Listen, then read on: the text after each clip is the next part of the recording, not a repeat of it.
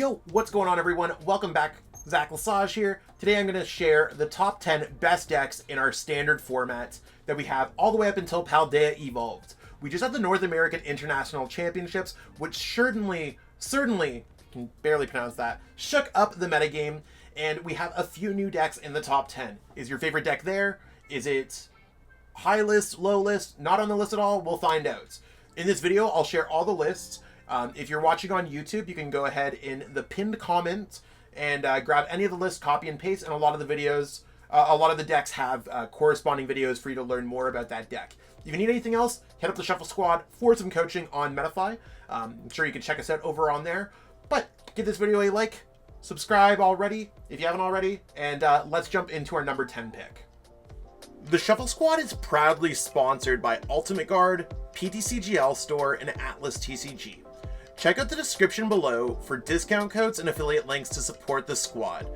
Now it's time for the video. Kicking off at number 10 is Ting-Lu EX. Now Ting-Lu EX is a deck that you might be like, is Zach know what he's talking about? And I think this is the case where this list is going to be defined more by metagame knowledge and really like providing something different for our community. Ting-Lu EX seems very well positioned at this current moment because there are quite a lot of decks that we could shut off with Cursed Land.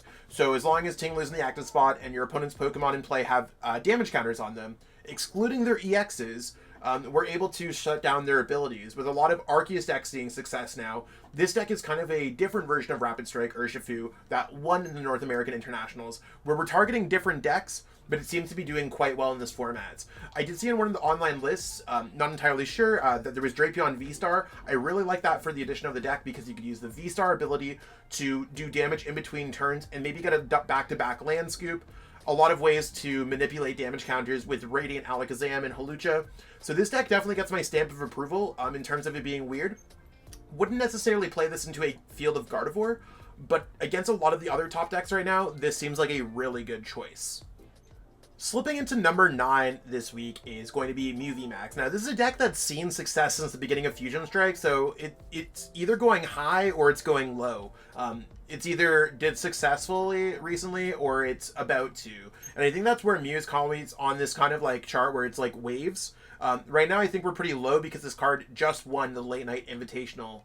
And that was a pretty prestigious event for online events. Shuffle Squad offered a trip to Japan to the winner, season long of players qualifying, last chance qualifiers to get in there. And I think it's really one of those things where Fusion Mew, it's strong, you have abilities, you have the option to quickly knock out Pokemon. However, there are decks that counter this. A lot of the top decks at the North American International Championships were running Spiritomb. I think that this is a deck that's like resilience, but at the same time, it's not necessarily going to be the best play for every event, which is the reason why we have it ranked a little bit low right now. Hopping into number 8 is Chien-Pao. Chien-Pao hasn't really found its kind of livelihood in the format. I think this is a real deck. I think has the opportunity to see success, but is this the right list? I've seen that Alex Szymanski and Jared Grimes and that group of players has largely switched over to the Arceus V-Star over Palkia V-Star. Is that the right way to play this deck? I mean, we got to go by positioning when it comes to these tournaments. So some of these lists are going to be modified versions of top players list, or sometimes it's going to be my own homebrewed creation, or sometimes I'm going to draw inspiration from those players themselves. In this case, largely this is Jared's list from NAIC. I think it's very strong in terms of a Chien-Pao deck. Do I think there's opportunities for this deck to be better? Potentially. We'll have to see how that goes. But right now, I think Chien-Pao is largely an undercooked deck. That does have some struggle matchups in the format. Do I think that in the future that this deck could be very good? Yes. Do I think it's not the end-all deck list? Yes. But right now, again, there are some struggle matchups in the top decks. I don't particularly want to play this against a Lost Zone box deck. And you'll see those decks kind of go in and out of the metagame. They might want to play against certain matchups or not. We really, when we're looking at these lists from a competitive standpoint, we want to be looking at the top 4 or 5 decks, give or take, and you want to be asking yourself, why am I not playing a top 5 deck? If you're playing competitively, the top 5 decks are really going to carry a little bit more, have better matchup spreads. If you're playing a deck from the other, like the 6 to 10 mark, you probably want to be like, hey, I beat 2 to the 3 top decks. And that's largely what happened at NAIC with Rapid Strike Urshifu. So just to provide a little context behind there, that's where I'm at with Chien-Pao. But I do think that this is a deck that just needs a little bit more time, love, and care, and it will see some success in the future. Moving into our number 7 pick, we are going to see our first Lost Zone box list on this list, and that's Giratina V-Star. It's also one of those Pokemon where I don't know if it's Giratina or Giratina. I'm really bad at pronouncing Pokemon names, so if I get it wrong, please let me know in the comments. Otherwise, have a special spot in your heart for Zach for pronunciations of Pokemon cards. This deck is largely Henry Brand's list from NAIC. I thought it was interesting to see where he was kind of piloting this list. I know a few other players have been playing Tina and seeing success. See, I say Tina, so I don't pronounce it wrong. Gotcha. It's one. But in all seriousness, I do think this is a pretty hot play if you're not playing other Lost Zone box decks. I don't necessarily think this is the best Lost Zone box deck, but in a lot of worlds, it has, or in a lot of situations, Tina V-Star gives you the damage output needed to beat a lot of matchups. Other Lost Zone decks do not have that. Where this deck might sacrifice that a little bit is it has a little bit of wonkiness to it. It doesn't necessarily always set up properly. You are sometimes missing multiple pieces. So I think that there's a little bit of a risk factor of you playing this, but if it does set up, I really have no problem when it comes to playing this deck at all. Jumping in to number 6, we're almost halfway there, everyone. We have Arc Tina. So this is really our first Arc deck that we have in the metagame, and I largely think that it's good. I think this is Alex Hamilton's list from NAIC, and I thought the Spiritomb and Mawile were kind of hot techs where other lists would play trekking shoes. And I like the 3 Judge, 1 Raihan that the deck also played. Arc decks are really powerful against Lost Zone box decks because they can overpower them. It's hard for them to knock out. And Tina V-Star gives you that opportunity with either Choice Belt and or Cleansing Gloves, depending on the matchup, to hit for 310 damage, a pretty important number when you're trying to knock out Mew VMAX and Gardevoir EX. With Judge and Path and Iono and Path, this deck is relatively easy to play, but can be quite disruptive to a lot of decks in formats. So the simplicity gets cut through, and it's just kind of a faux control deck that just has a decent, like, chugging along, slow and steady wins the race kind of mentality. Do I think this is the best Arc deck? I could talk about Arc Aerodactyl, Arc Slacking, Arc Flying Pikachu, Arc Duraludon. There's a bunch of Arc decks. Arc decks are relatively well positioned towards the top, and they're getting better heading into the World Championships. That might arguably make them worse heading into the World Championships, but right now it seems like they're doing a pretty good job when it comes to the metagame, so I definitely consider playing those if you haven't already. This is a great place to start off. Here we got it. We're at number 5, halfway through, Lugia V-Star Single Strike. Now, colorless Lugia has kind of fallen off a little bit. There's been more Duraludon in the format, and that kind of killed a lot of chances because that deck has no answers to Duraludon. But what Lugia Single Strike has, you have a lot of damage to extra damage output with Single Strike Crush. We have access to Single Strike Urshifu VMAX, which can knock out everything. And I mean, there's just a lot of really good options here when it comes to this deck. Paldea Evolved gave this deck Squawkabilly EX, which arguably makes it more consistent to discard more Archeops and having that extra solid turn 1. We also gained Iono, which is great against Lost Zone box matchups. So you'll see this is where we start getting into Lugia does well against Lost Zone box. There's a Lost Zone box deck in the top 5. No surprise here. But we also have Dark types to be good against Gardevoir as well, and Mew and other popular decks in the formats. So when we're kind of looking towards the better decks in the formats, they do well against more matchups, or are generally pretty solid against a lot of matchups. So consider that as you're choosing your deck as well. Lugia's kind of middle of the road right now, but it's generally pretty solid in this metagame. Here we are at number 4, my personal favorite deck in format, and the deck that I played to the North American International Championships. We have Arceus Duraludon with Umbreon VMAX. This deck, again, you can see that we are trying to counter a few decks. We have a lot of high HP, high damage output Pokemon that's great against Lost Zone box. We got Dark type Pokemon that's great against Mew, and that are great against Gardevoir. We also have Duraludon, which is really strong against things like Lugia. So as we kind of went towards the top, we're really countering a lot of these other decks.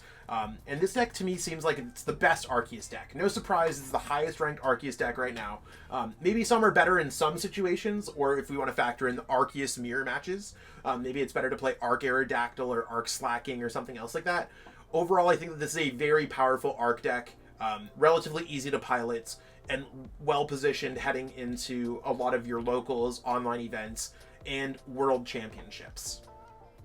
Jumping into our number 3 spot is Rapid Strike Urshifu with Inteleon VMAX. Now, this is a deck that I've put on this list before, and I'm sure a lot of people were like, yo, Zach, what are you cooking then? I cooked up the North American International list. I told you all about that deck was really good. It's not my list by any means. I'm not crediting the idea to myself, but I did showcase the deck before it won Internats.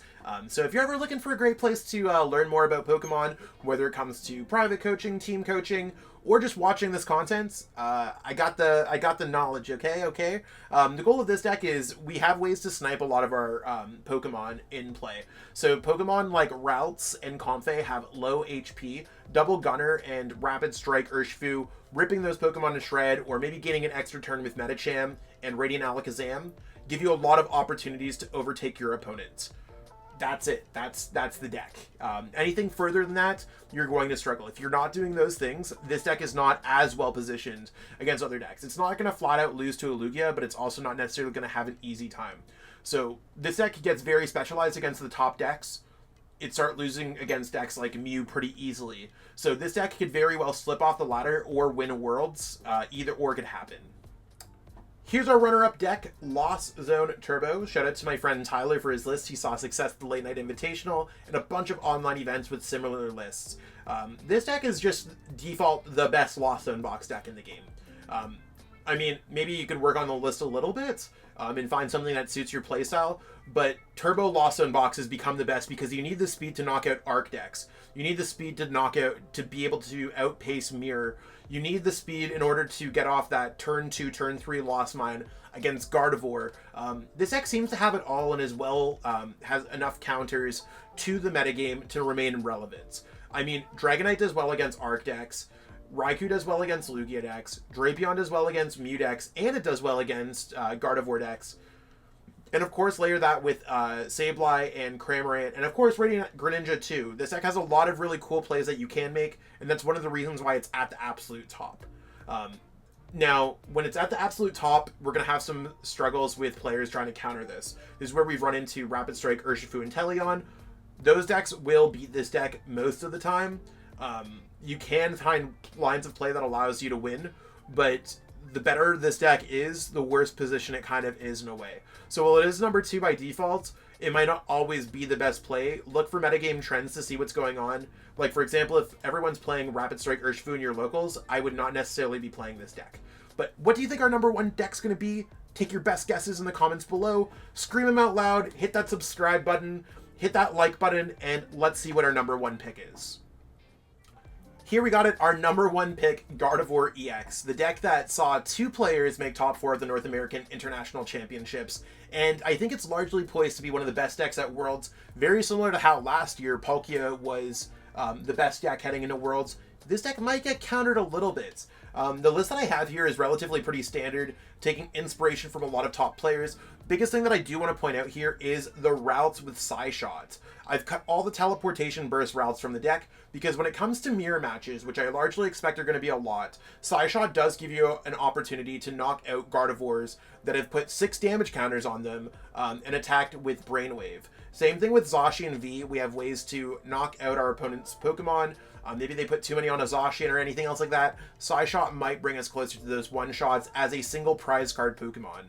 I think Gardevoir is just a very resilient deck, has a lot of really cool ways to accelerate energies, so highly recommend giving this deck a whirl, especially this list. Not too much that I want to change with it, given the current metagame standards. But right now, I think this list is super cool. I might change a Psychic Energy for a Professor's Research. That's the one thing in the back of my mind.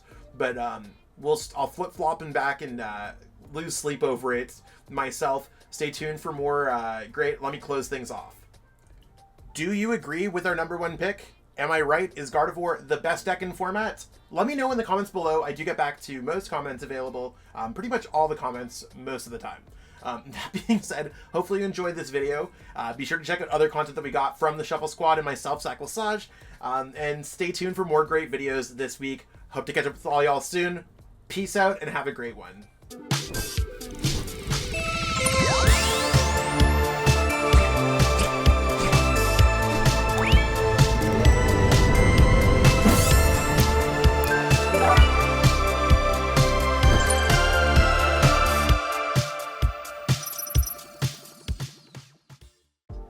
you made it to the end. Thank you so much for watching this entire video from the Shuffle Squad.